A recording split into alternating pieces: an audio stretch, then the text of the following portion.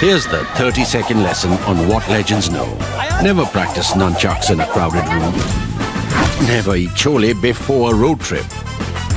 Always take your shirt off before you iron it. Don't take a call near a swimming pool. And don't forget, saving is not investing. Legends don't just save, they invest in mutual funds. Mutual fund investments are subject to market risks. Read all scheme-related documents carefully.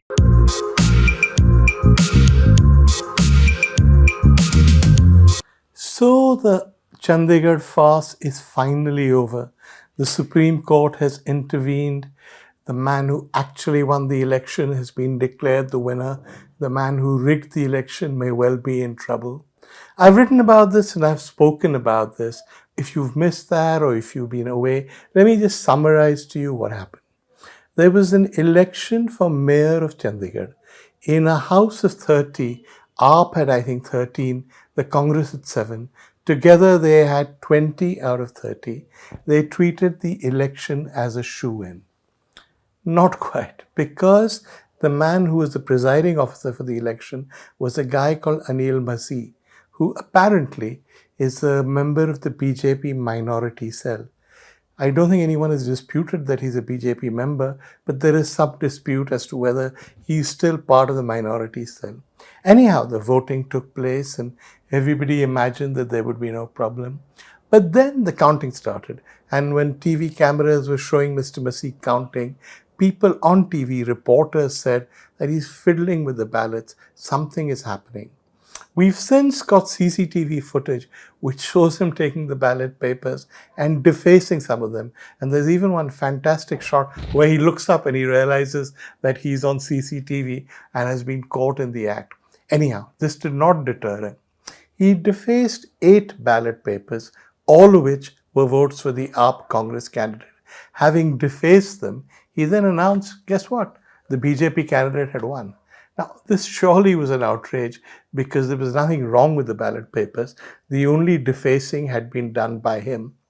But no, he insisted this should happen. And the BJP, which surely should have realized because there was a nationwide uproar, there was television footage, there was CCTV footage, there was this guy in full view of the world defacing ballot papers and rigging an election. So surely the BJP should have sort of distanced itself, edged away, offered an explanation? Not at all. It celebrated the victory, said its chap was now the mayor. Now, you would expect at this stage somebody would intervene, right? The mayoral election in Chandigarh may not be a big deal for you and me, but presumably it's a big deal for the local BJP state unit. So perhaps that's why they rigged it. It seems very unlikely that Masi did this on impulse. Somebody had asked him to do it. And certainly after he did it, nobody from the local unit seems to have disowned him or said what happened was wrong. So, I mean, it's not much of a defense, but you can say that local politicians in India tend to get obsessed with elections, tend to be slightly venal. The BJP is not alone in this. What do you expect, etc., etc. Except that we are not dealing with a regional party or a local party. We are dealing with the BJP, which is the ruling party in India. You would expect now that when the matter came to the attention of the central leadership, and it must have because it came to everybody else's attention, you would expect the central leadership to call up somebody in the local leadership and say, are you guys being silly? Why are you doing this? Find a way out, do something. Perhaps the guy who'd been elected mayor would have resigned. And you know, the ironic thing is, if there'd been a second election, which there would have been if the so-called mayor had resigned, the BJP may have won, because even as we are talking, the BJP is trying very hard to buy up members of the AAP contingent. And who knows, by then, there may have been enough defections to give these people a majority. But no, they didn't do that. They sat tight. So did the central leadership. When the matter went before the Supreme Court, top lawyers were engaged by the BJP to defend the shamelessness of the guy who'd done it and of what had happened. The Supreme Court asked to see the footage, saw the footage, and was shocked. It asked for this Mr. Masi to appear, and it said that what had happened was complete destruction of democracy, completely against the spirit of democracy, a defilement of democracy. It accused the man concerned of not telling the truth. It said that he was clearly shown as defacing the papers, at which stage the BJP perhaps said, we can maybe redo the election. It could know what would have happened if there was a new constituent of the coalition following all kinds of defections. But no, the Supreme Court said, look, an election was held. It was a fair election. A man won. Just because this guy tried to rig it afterwards by defacing the papers, that doesn't change the election. And so the AAP-Congress candidate was declared elected. This was a slap in the face for the BJP. But it leaves, at least for me, several questions unanswered. I believe, and I've said this before here, that the BJP is heading for an overall majority at the next general election. I've said that Mr. Modi certainly believes he's going to win. And if you listen to the statements he's made recently and those that his ministers have made, there is no doubt in their minds that a third term is on its way. If you know you're going to win a third term, if you know India is going to vote you back to power, why do you allow that big victory to be tainted by this kind of small-time nonsense, this small-time rigging in an election that doesn't matter to you? People tell me that the BJP wants to win every election. It stops at nothing. But hey, it must stop somewhere, right? There is a point where the law is the law. There is a point where decency and shamelessness are separated. There is a point where it's wrong to be so brazen and to do something like this. But no, the BJP didn't see it. The Supreme Court had to come down on them. And yes, it's been a slap in the face of the BJP.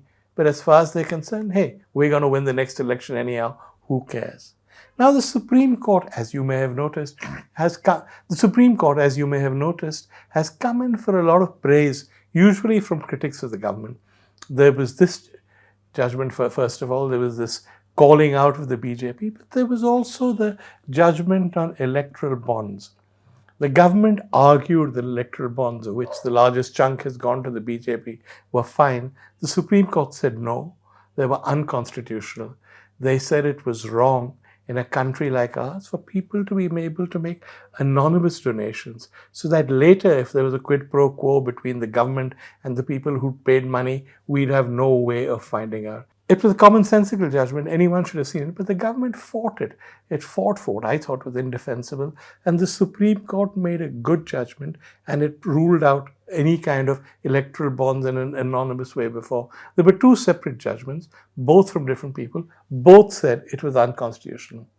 What's happened now in the wake of the Chandigarh case and in the wake of the electoral bonds case is that many people who are not necessarily sympathetic to this government are praising the Supreme Court. They're looking at the court as the last bastion of Indian democracy. They take the line that the electronic media are essentially sort of pet Pomeranians of the government, that the opposition cannot function in parliament, either the numbers are not there or they're suspended. They are saying that the only way to fight one-party rule is for the Supreme Court to stand up and fight. Now, I admire what the court has done and I admire that judgment, but I also think that this is a path fraught with danger. The Supreme Court cannot become a participant in the political process. It cannot be pro-government, it cannot be anti-government. But remember that all the people who are praising the Supreme Court now were not necessarily praising the Supreme Court earlier. There have been many judgments that have gone against what critics of the government believe. There have been many judgments that have delighted the government. And some of what the Supreme Court has done, frankly, in my view, is indefensible. How can you keep refusing to hear Omar Khalid's bail petition on one excuse after another? How can you give lectures in open court on the right of citizens to have bail and then look the other way when people are locked up for years without bail, without having been convicted of any crime at all? And while I respect Justice Gogoi and I respect his Ayodhya judgment, I do think it was ill-advised for him to immediately accept a Rajya Sabha seat as perhaps some kind of reward or maybe as a genuine recognition of the extraordinary merit he displayed on the bench. I don't know. But certainly it did the court's reputation no good. So I think to see the court as being pro-government or anti-government would be a mistake. I think it would be a mistake for the court to also see itself in that role. The court's position has to be one that is above politics. Apart from anything else, let's just be realistic. Assume, for the purpose of argument, that the court overstepped its boundary and became the opposition to the government. Given what's happened to the other institutions of democracy over the last several years, do you think the court could survive in its form? But let's not politicize this. Let's remember that the court must look at issues as they come. It must rule not on the basis of whether critics of the government like them or the government itself likes them. It should rule on the basis of the Constitution. In the long run, of course, we're all dead. But even in the medium term, long after you and I have faded away, these controversies are forgotten, these judges have retired, governments have changed, the Constitution will still be there. The job of the Supreme Court is to protect the Constitution, not get involved in normal politics, not get involved in day-to-day controversies. Yes, if there is a government that is going to trample over the Constitution, it must protect the Constitution, but it must act in the interests of the Constitution, never in the interests of the opposition.